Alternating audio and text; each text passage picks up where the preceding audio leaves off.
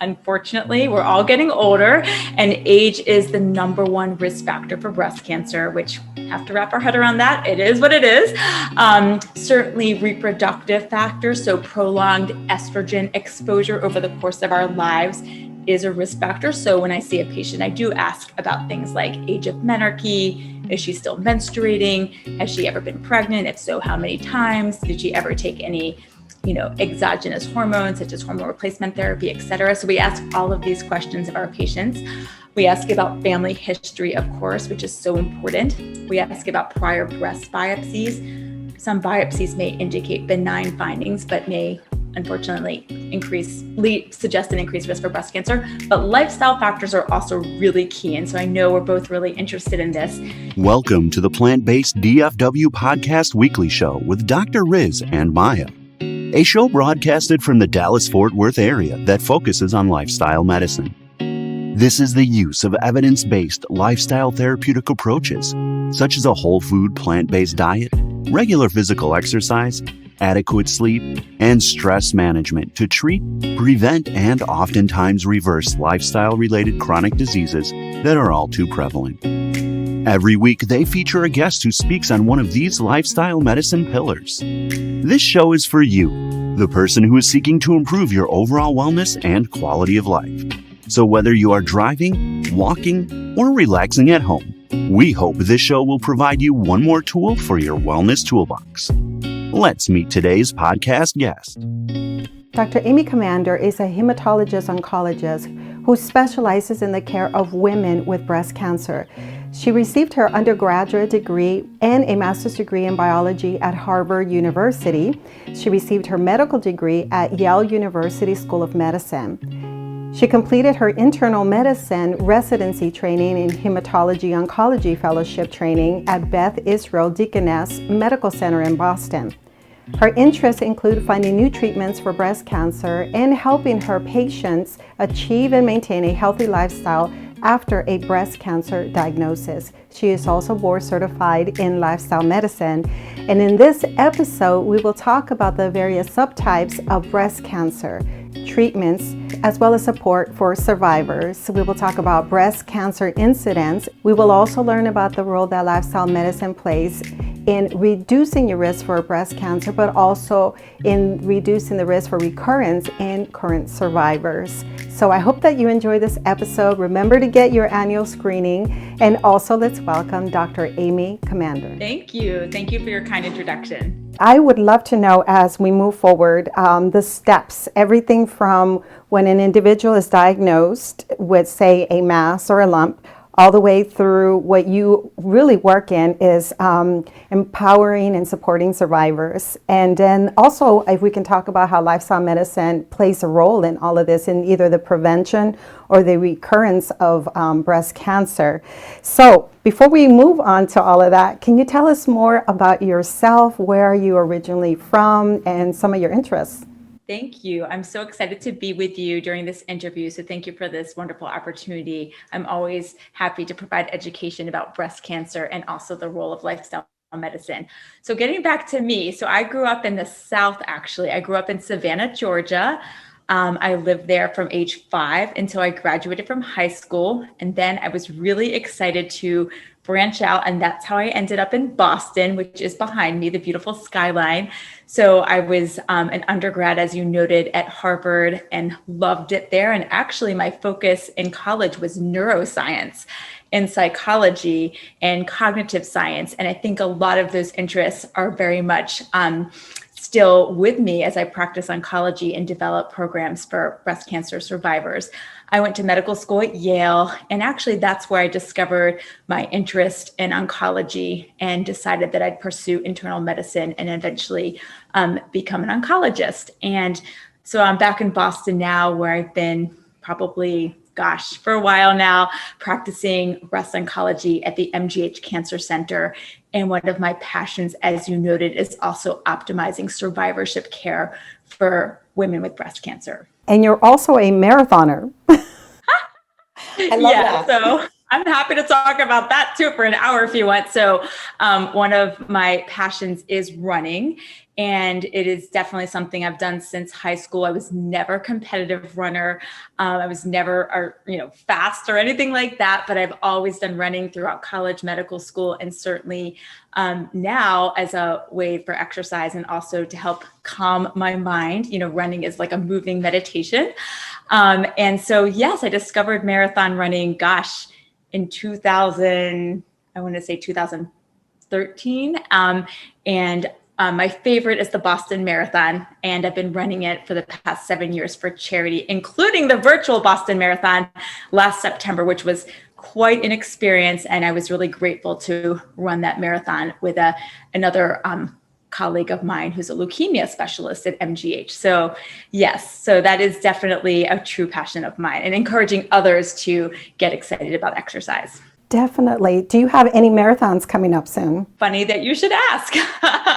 Given the pandemic, there's been many challenges for racing, as you know, but it looks like there will be a Boston Marathon on October 11th, an in-person and a virtual race for people who might want to run it virtually. So I'm planning to run that for a charity that I'm passionate about called the Ellie Fund, which supports women newly diagnosed with breast cancer here in Massachusetts. Oh, congratulations Thank on you. Doing this physical exercise for your own health, but then you're supporting other groups as well. That's wonderful.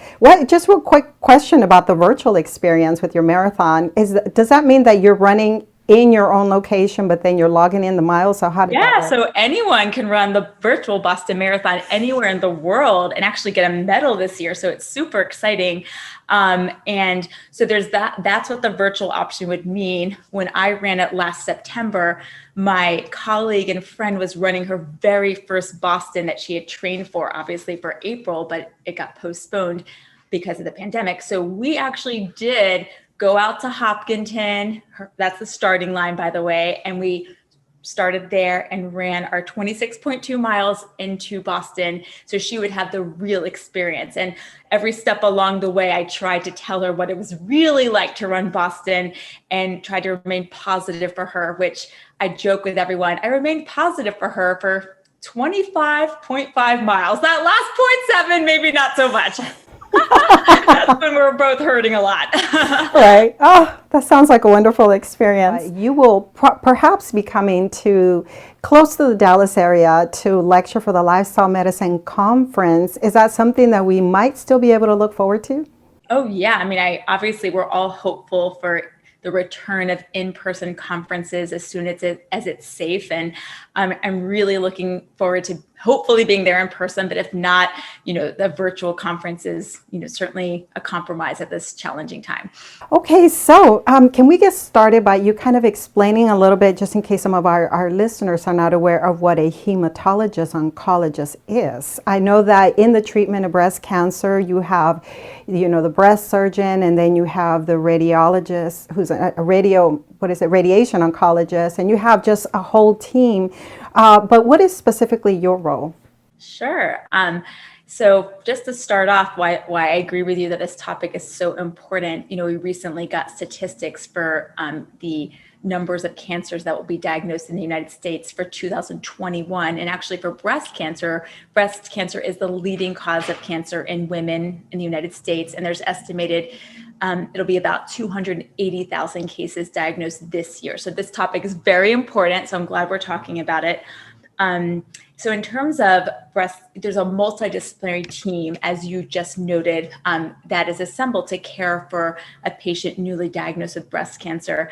Usually the patient may see a breast surgeon first, and after that, often or sometimes we see them all together in a multidisciplinary clinic, which would mean a patient is seen by the breast surgeon, the radiation oncologist, and by a medical oncologist, which is what I do. And often, there's so many other specialties involved, a genetic counselor, social worker, there's so many other members of our team, which are so key.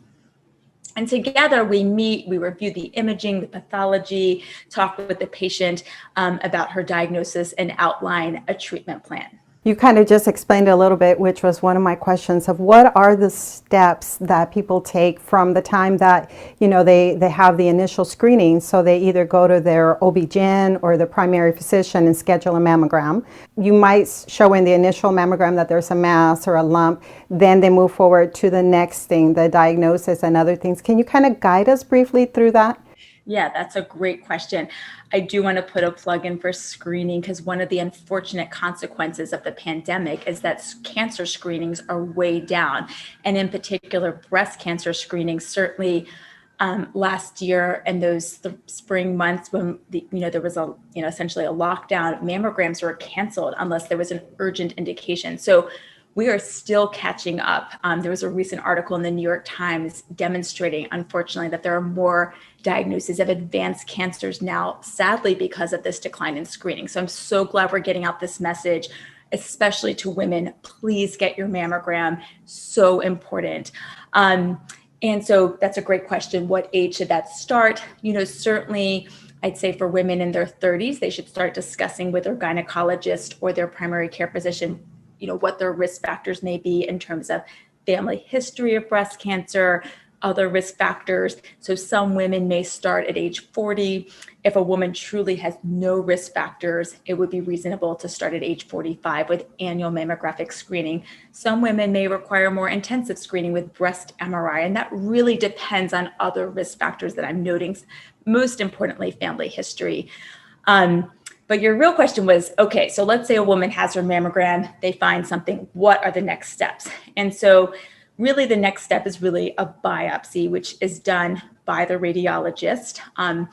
And then we, await the pathology. And if pathology does reveal a diagnosis of cancer, then often the patient would be referred as a next step to a breast surgeon.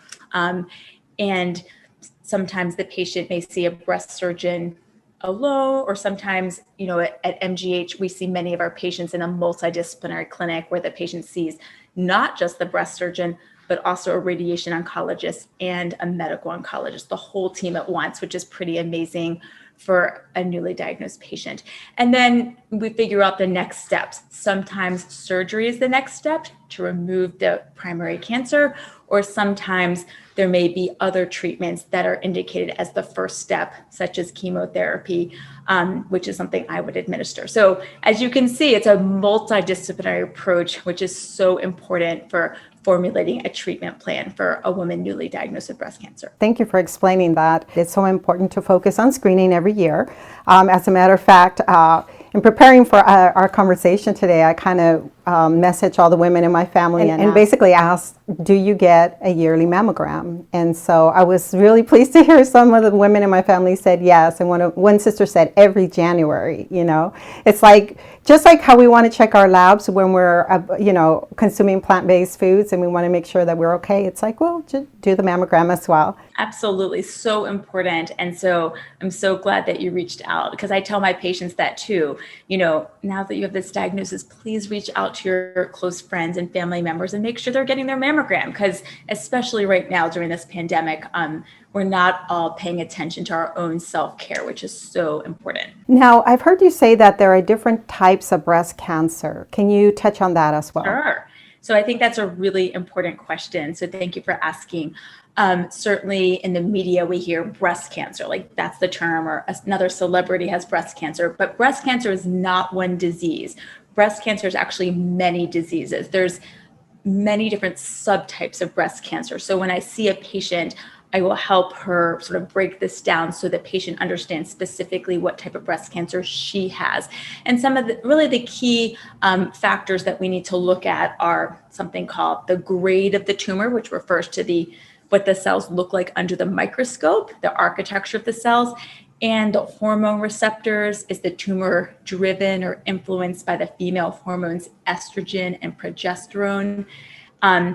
And is the tumor driven by a gene called HER2 or HER2, which can encode a protein that basically HER2 positive cancers comprise about 15 to 20% of breast cancers in this country. So these are some of the features we look at: the hormone receptors, the HER2 status, the grade, of course, other factors such as the size et cetera. But that really, all of these features are very important to the team in terms of evaluating a patient with a new diagnosis of breast cancer. So you mentioned, I think, the genetic component of it. Should we be running out and having this genetic testing to see if we have the BRCA gene or any other gene that can put us at risk? Such a great question. Another interest of mine, of course. So it's really important for women to know that there are genes that can confer an increased risk for breast cancer. But I think it's also important to know of the 280,000 breast cancers diagnosed this year, only about 5 to 10% are going to be due to a gene that we currently in 2021 can test for. So only 5 to 10%. And of that 5 to 10%, probably half of them will be due to what you just said, the BRCA gene or BRCA1 and BRCA2. Those are the names of them. So I think that's a great question. Should every woman be tested? There is debate about that at our conferences. Some would argue, yes, every woman should be tested. Currently, we do have specific guidelines for who should be tested.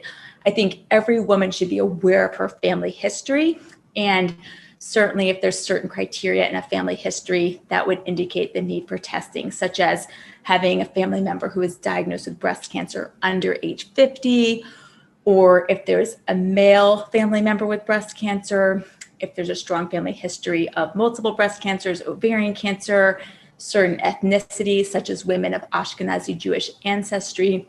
These features are all really important when PCPs and OBGYNs and family medicine doctors and other healthcare providers are taking history from a woman just to figure out, does this patient meet criteria for genetic testing? And these guidelines are well outlined, in various resources that can help various practitioners determine if their patient should be referred for genetic testing. It's good to know that there is some debate within the industry as to whether this should happen or not. I read in one of the abstracts that you sent me that about 40% of the cancer incidents here in the United States are really related to lifestyle. Yeah, there's so many factors that can play a role in why a woman may be diagnosed with breast cancer. And obviously, this is still an area of active research. And, we all want to understand when we see a patient, why did this patient get breast cancer? Many times we do not have an explanation. It's a very complicated conversation in my clinic, for a woman who has no family history, who's, been getting her mammograms every year. Like, why did this happen? And so I think there are certain factors that we do know play a role, such as age. Unfortunately, we're all getting older, and age is the number one risk factor for breast cancer, which have to wrap our head around that. It is what it is. Certainly reproductive factors, so prolonged estrogen exposure over the course of our lives is a risk factor. So when I see a patient, I do ask about things like age of menarche. Is she still menstruating? Has she ever been pregnant? If so, how many times? Did she ever take any, exogenous hormones such as hormone replacement therapy, et cetera? So we ask all of these questions of our patients. We ask about family history, of course, which is so important. We ask about prior breast biopsies. Some biopsies may indicate benign findings, but may unfortunately suggest an increased risk for breast cancer. But lifestyle factors are also really key. And so I know we're both really interested in this. And in the United States, I think we all have to acknowledge that one of the major lifestyle factors that contributes not only to breast cancer, but to many other cancer diagnoses is obesity. We have an obesity epidemic in the United States. And, I read a recent statistic, I think on the American Cancer Society website, that now obesity may potentially contribute to 11% of new cancer diagnoses in this country. So, I know as both of us are interested in lifestyle medicine, this is an area that we all need to work together to focus on to help, help everyone be at a healthy body weight. So body weight is a risk factor, particularly, I should say, for post-menopausal breast cancer. I should give that caveat. That's where the data is the strongest for post-menopausal breast cancer. Other factors, alcohol intake. I mean, nobody likes to hear this, but alcohol is a risk factor for breast cancer and many other cancers. So if one wanted to be, American Cancer Society specifically says alcohol is a risk factor for cancer. It is best not to drink at all. But if you want to drink, or, women should really limit it to one alcoholic beverage per day. And then physical activity is another big one, which I know we're both interested in as well. And regular physical activity is felt to also be associated with a lower risk of breast cancer. That's kind of part of the program as well that you developed with Dr. Beth Frates in terms of, not only continuing to offer support for survivors, but also just in general to help prevent breast cancer or at the risk of developing breast cancer. Can you tell us just a little bit more about how obesity plays a role? So that's a really interesting question. So how does obesity increase the risk of postmenopausal breast cancer? What is the mechanism?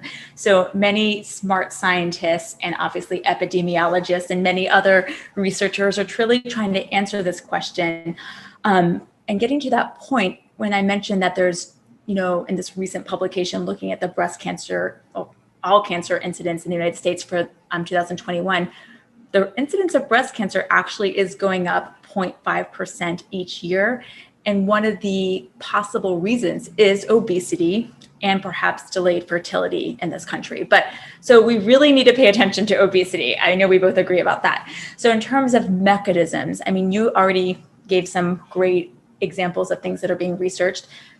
Excess estrogen. We know that adipose or fat tissue has the enzyme aromatase, which is responsible for converting androgens into estrogen. So excess adipose tissue likely providing excessive estrogen is one mechanism.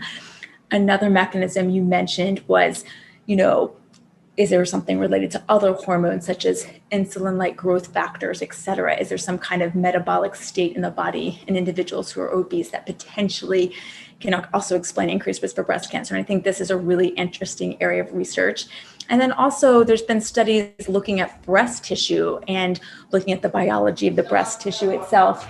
And there may be, signs of inflammatory mediators in the breast tissue itself when there's excessive adipose tissue that potentially can explain this. So I think we're still trying to learn the mechanisms. It's a really interesting and active area of research.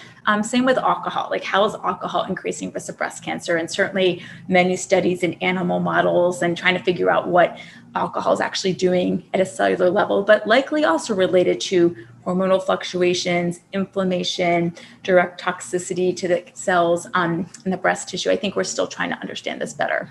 Okay, so obesity, alcohol intake, diet in general, and also exercise. There are a variety of different breast cancer types. And can we talk about treatments? And then I have also heard you speak about, which I found very interesting, for chemotherapy. It might be for chemotherapy to prevent hair loss. It's the scalping. So just sort of a general thing about treatment. So obviously the treatment for breast cancer is complicated, and really, as we already talked about, we take a multidisciplinary approach at the MGH Cancer Center when we see a new patient, and breast surgeon, radiation oncologist, medical oncologist, we all put our heads together to formulate a treatment plan. And then, and so it really depends on the subtype of breast cancer, but I can generally say that tumors that overexpress estrogen and progesterone, which, by the way, that's a good prognostic factor if a woman's breast cancer is hormonally sensitive. We like to see that, but those women will benefit, after surgery from anti-estrogen medications. I know, you've heard of tamoxifen. Another class of drugs we use are called aromatase inhibitors. So those are very important in terms of lowering risk of disease recurrence, lowering risk of a new breast cancer, and improving overall survival. So anti-estrogen treatments such as tamoxifen, so important. Sometimes chemotherapy is needed, and we both know that can cause a lot of side effects. And there are tips from lifestyle medicine that can really help our patients tolerate chemotherapy and get through that. But one thing is hair loss, you mentioned. So it is, sometimes when I tell a patient about the side effects from chemo, of course, the worst thing is losing one's hair. Let's acknowledge, many women will be like, nausea, whatever, fatigue, whatever, but my hair, that is bad, and we can all relate to that. So one really exciting thing over the past few years is the use of scalp cooling. And you might say, what is that? Basically, it's what it sounds like. A woman wears a cap that freezes her scalp, certainly for a period of time before chemo, during the treatment, and after the treatment. And it, in many cases, not all, but in many cases can prevent hair loss, which is a game changer and so wonderful for so many of our patients in terms of quality of life and actually just, feeling so much better about oneself going through treatment if one doesn't have to lose their hair. And there's many different companies that provide this service. At the MGH Cancer Center, we work with Paxman, Scalp Cooling, and love them. But there are many other companies, and certainly ways that women can do it themselves if their cancer center might not offer that. There's various companies can provide it to the patient directly so she can take it to her cancer center. So that's pretty cool. Sorry for the pun. No, it is pretty cool. Again, I wish it worked for every chemo regimen, and maybe someday we will be in a situation where we have options for women who receive some drugs that it doesn't work as well. But for many regimens, it's been a game changer. I know for many of my patients that there's so much support out there through various types of social media, et cetera. So many of my patients learn about these options through those types of groups or through their research, or maybe, at cancer centers, they have partnered with a specific company, like in our case, Paxman, but, at another cancer center, they may be working with a different company that provides that kind of service for their patients. So We're very fortunate to have it in Boston. I know it's probably not available everywhere, but there are ways that women can research this and investigate it if it may work for their particular regimen. So we talked about treatments, and now we're going to talk about something that you're very passionate about, and that's survivorship, where you create support and you continue to offer resources for cancer survivors. And so you developed a program called the Paving the Path to Wellness for Breast Cancer Survivors with Dr. Beth, who wrote the Lifestyle Medicine Handbook. And I'll show it because I always like to kind of brag that I have a copy and I love it. And anybody can buy this. I think it's available on Amazon. So I'm a believer of self-empowerment and knowledge and really teaching ourselves all of these modalities that come from lifestyle medicine. Can you tell us what that is, the Paving the Path to Wellness? I love that you have Dr. Frady's book, by the way. It is awesome. And I also love that you use the word self-empowerment, because that's essentially how I view this program. So many women will tell you after they go through their breast cancer treatment, which is so intense, right? Many appointments with their oncologist, their nurse practitioner, their chemo, their surgery, their radiation, like it's so intense for months. And then all of a sudden they're done. And maybe I'm like, here, start your tamoxifen, and you'll see us in, 3 months or 4 months or something like that. And the patient, she's like, what? I don't come back for 3 to 4 months? Like, what do you mean? And that's just like, you're done with your primary treatment, so you don't need to come back. And so, but the patient herself doesn't feel like she's done. She might be having significant fatigue. She may still not be eating well. She might not be sleeping well. She may have some aches and pains related to the recent chemo. She doesn't have her hair back yet. There's so many factors that a woman's experiencing when she finishes treatment. And just to say, see you in 3 months, we can do better than that. And we need to do better than that. And so I was really fortunate. It's funny to say, to think back when it was, but maybe it might've been 8 years ago. I just happened to attend, a Harvard Medical School course on lifestyle medicine out of my own personal interest, as you know, as a runner. And that's where I met Dr. Frady's, and she gave some amazing presentation about lifestyle medicine. And I talked to her afterwards, and I was thinking, wow, these tools are so important and can really help our cancer survivors. We need to figure out a way to adapt these tools to help breast cancer survivors, which is my area that I focus on. And she was so excited to meet me that's the way she is.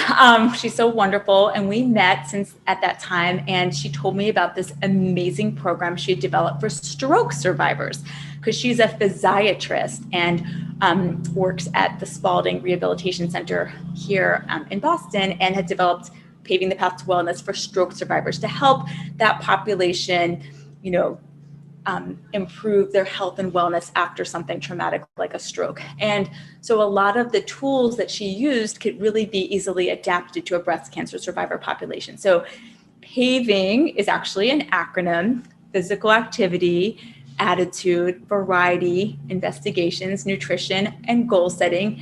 And then there's steps, but steps has 2 S's. So, so it's stress management, timeouts. I want to make sure steps, energy, purpose, sleep, and social connection. So as you can see, there's 12 steps of the program. And you can just tell that, wow, all of these are so important for all of us, but in particular, they can be so helpful to focus on for a cancer survivor. So I've been fortunate to collaborate with her as well as with Dr. Michelle Tollefson, who you may know as well from the Lifestyle Medicine organization. And we've developed this program for women with breast cancer. And I'm currently offering it. Actually, I initially offered it in person at our hospital, and we had dinner together, and it was very interactive and so wonderful. But during the pandemic, like all of us, we were forced to enter the virtual world. And so I remember like literally March of last year figuring like, oh my God, I need to set up a Zoom account. How do I use Zoom? I don't even know how to do it. Like it was honestly new to me, but thankfully I figured it out with the help of my 10-year-old son. And so now I've been running it virtually, and it's been a really rewarding experience, certainly for me, but also for the participants.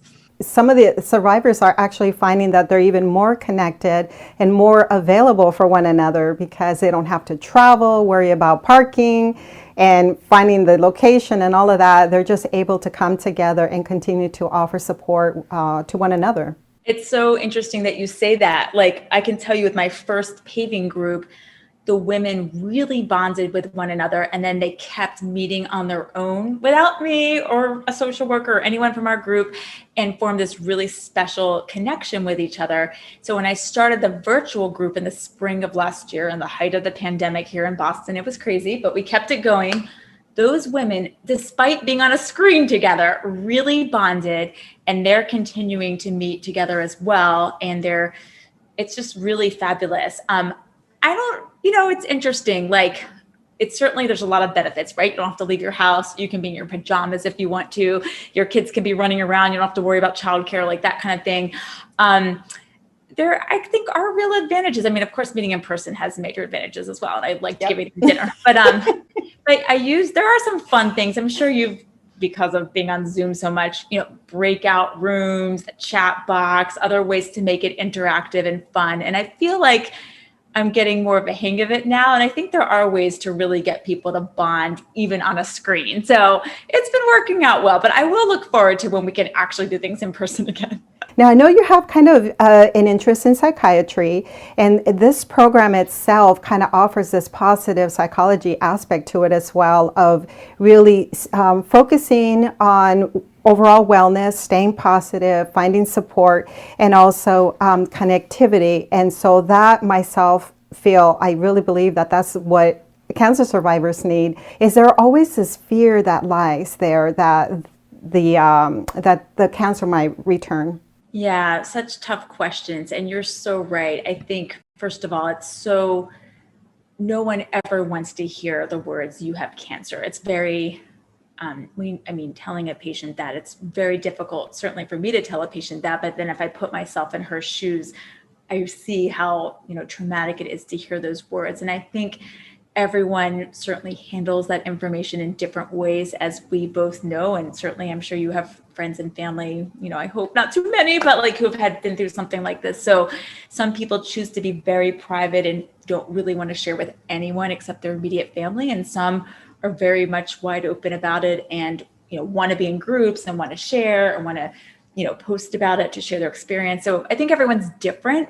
But I do think, thinking about what you just said about shaking someone's hand and how you're like, can I shake this person's hand? Like the social connection piece is so important for all of us. And I think especially after a cancer diagnosis, having that support from others who really understand what you're going through and what's going through your mind late at night, like you just said, fear, anxiety, stress, I think the social connection part that's evolving from, for example, from the Paving program or other support groups that are out there is so beneficial to people. And they may not realize it at the outset, but once they are in a program like that, they really see the significant benefits. And I've heard that feedback from many of the women who've been in my program. Like, I'm so glad they did the program, but actually I think the best gift I gave them was like that they met these other people that they're continuing to meet with on their own for that really important social support piece.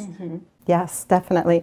So let's talk about this educational initiative kind of work that you've been doing to reach out to even a greater number of women. Yes, I think that's an important thing for all of us as women to know that, again, let's just state the facts. Breast cancer is the most commonly diagnosed cancer in the United States, and there'll be 280,000 cases this year.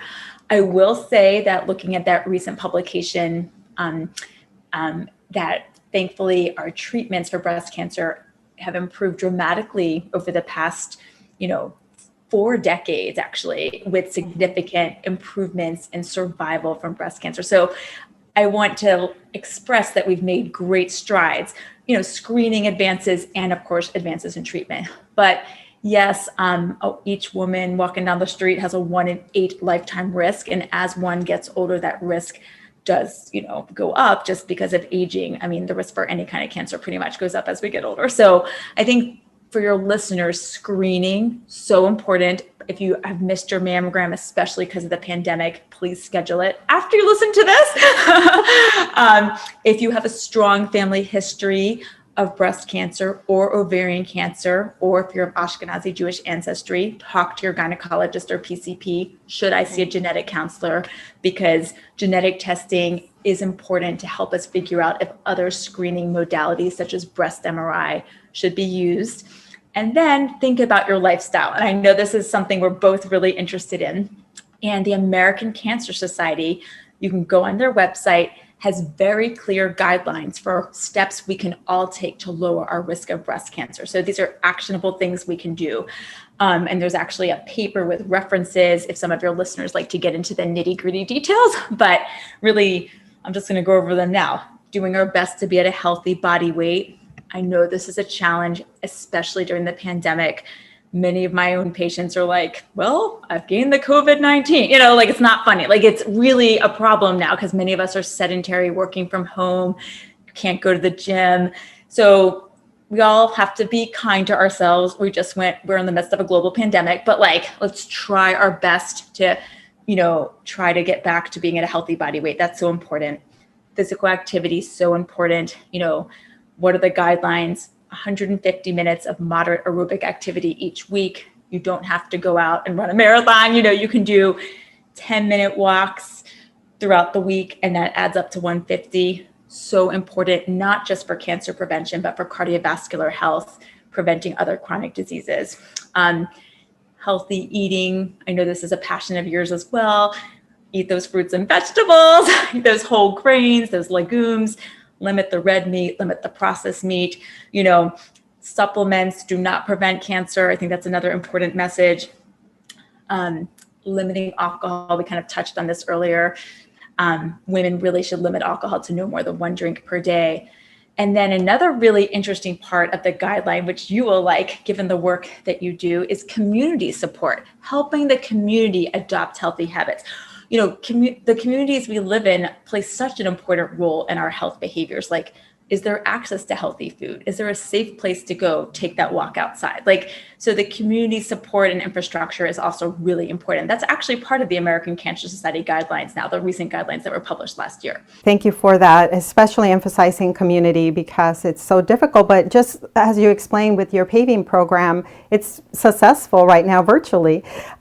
So what can we expect? The American College of Lifestyle Medicine's annual conference, it will take place not far from us in Dallas in November, and you will be part of it in terms of offering a lecture specifically on women's health. Can you kind of give us a glimpse of what to expect for that?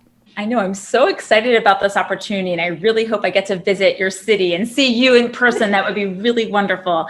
It's been a long time since I've been in Dallas, but I do go to San Antonio, actually. Well, not last year, but every other year, because we have a major breast cancer meeting called the San Antonio Breast Cancer Symposium every December in San Antonio. But anyway, so I'm so honored to have the opportunity to speak at the ACLM conference. And, I haven't made my talk yet, but I'm thinking I'll talk a lot about the relevance of lifestyle medicine for women with regard to prevention of breast cancer, and then how we can support women during treatment, during the survivorship phase, and our patients who have advanced breast cancer? What does the data and evidence from lifestyle medicine say to help support not just quality of life and function, but also overall outcome from breast cancer in these populations? So I'm really excited to talk about that. But I welcome your feedback if those are good topics. Definitely. Well, okay, so I'm a lay person and I'm able to attend the conference, right? So it's pretty much open to anyone who's interested in really, again, self-empowerment and learning about these different modalities or pillars of lifestyle medicine, further dive into it. When we've gone, my husband and I split up. And we try to go to various different lectures so that then we can come back and share notes and insights as to what we learned. So I enjoy conferences and I'm looking forward to it as well. Do you have any kind of other online programs that are coming up, or any kind of video that our listeners can view? I saw that you had one. You were part of an online, and I think it's offered through the medical center where you're at, Fight Cancer with Your Fork, and it was on mindful eating. Do you have more programs like that, or can you tell us about this one? That particular talk was so much fun. I was honored to collaborate with two of our amazing MGH Cancer Center nutritionists who I'm so privileged to work with, and I learn from them every single day, Carol Sullivan and Samantha Bateman. And that video there's been a lot of views. I think it's an attestation to how much interest there is in learning about nutrition as it relates to cancer prevention and survivorship. So that was a really fun one. And certainly I would love to work with them on more talks in the future. I think it's such an interesting topic. What am I working on now? Well, the current Paving group is going on virtually, but it is trying to keep it small. It's actually a little bigger than I want it to be, but that's one thing. We're trying to keep it a little small.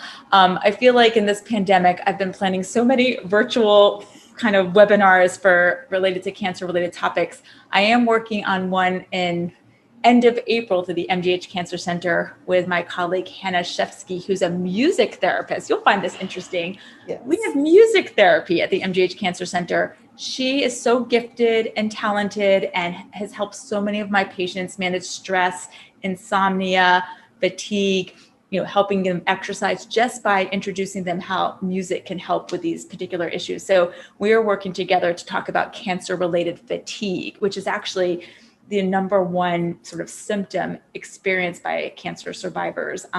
Fatigue. I mean, fatigue is just so common, and there's so many different factors that can contribute to that, unfortunately. So we're looking forward to that. It's at the end of April through the MGH Cancer Center. And then we're planning some for June too, but I don't have the exact dates yet. Okay. Oh, and I forgot to ask about men. So we know that men can also have breast cancer. When should they start screening? How do they know if they are at risk at all? Is it the same thing as, what women would face? Great question. So male breast cancer is certainly rare. In the United States, there are about 5,000 cases per year.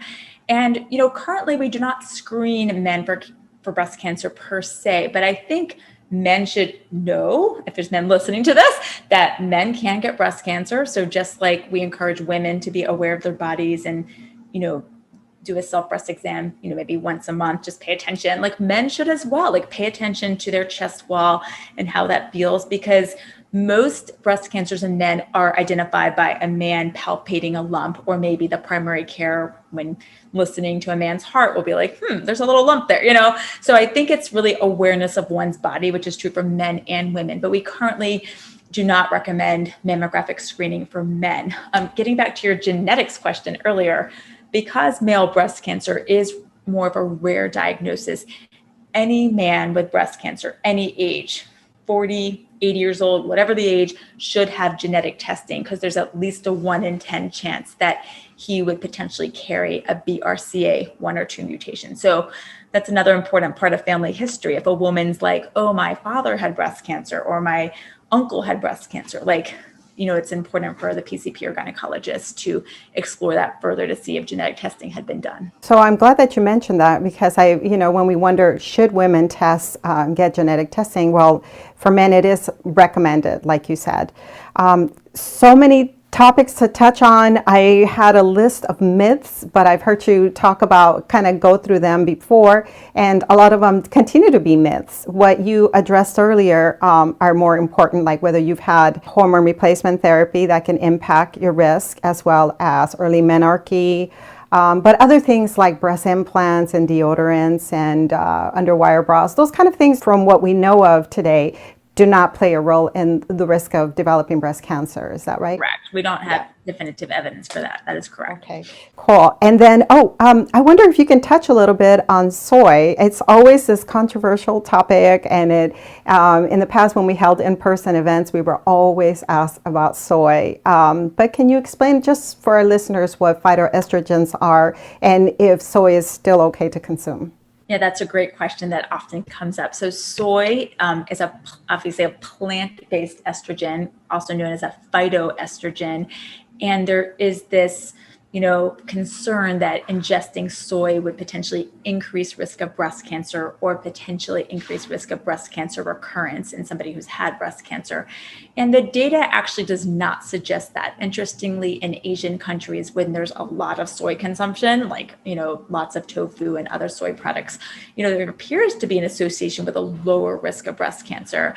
And certainly in the United States and in Western countries where this has been analyzed, it does not appear to be consistent with an increased risk of breast cancer or increased risk of recurrence. In fact, some studies suggest that soy consumption may be associated with a lower risk of breast cancer. So I think your listeners should not be fearful of soy. I usually tell my patients, however, whole food soy products like edamame is okay, but don't buy the protein powder at your grocery store, that's soy protein, like concentrated protein powder. Like, first of all, we can debate whether protein powder is a good thing or not, but I would avoid concentrated soy, but thinking about whole food, plant-based sources of soy, such as edamame and things like that. So, Dr. Comander, is there anything else that you would like to share with our listeners about breast health? First of all, this has been such a wonderful opportunity. I just want to thank you again.